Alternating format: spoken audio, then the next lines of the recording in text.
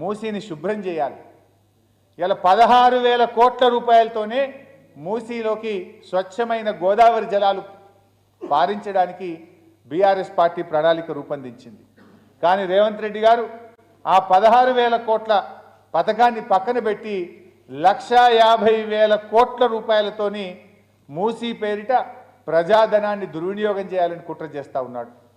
ఈ పథకం మూసీ ప్రక్షాళన పథకం కంటే కూడా ప్రజల సొమ్ము భక్షాలన పథకంగా పేరు పెట్టాలి.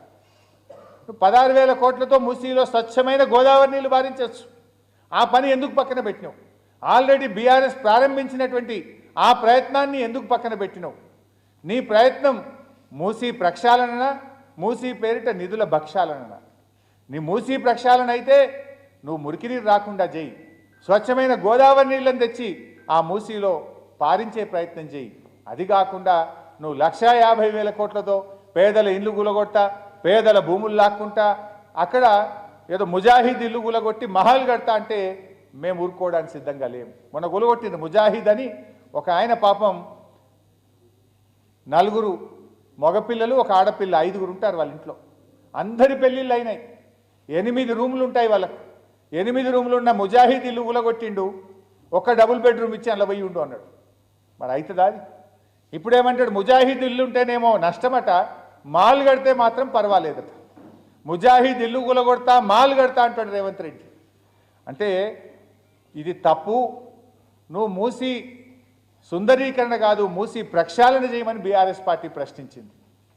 ఆ మాట అన్నందుకు ఎంత అనాగరికంగా రేవంత్ రెడ్డి మాట్లాడతారంటే, ప్రతిపక్ష నాయకుడిని పట్టుకొని మూసీలో పడిచేస్తావని శాపనార్థాలు పెట్టినటువంటి సంస్కారహీనుడు ఈ రేవంత్ రెడ్డి. ఇవాళ మూసీ నిర్వాసితులు కానీ, హైడ్రా బాధితులు కానీ కంటికి మంటికి ఏకదారంగా ఏడుస్తూ ఉన్నారు. నీ ఏడాది పాలన మీద 7 దోషుల మట్టి పోసి ఇవాళ శపిస్తూ ఉన్నారు మూసీ బాధితులు, హైడ్రా బాధితులు. ఇప్పటికైనా వాళ్ళని ఆదుకో. ఇక ఫార్మాసిటీ, గతంలో ఫార్మాసిటీ కోసం బీఆర్ఎస్ పార్టీ 14,000 ఎకరాల భూసేకరణ చేసింది.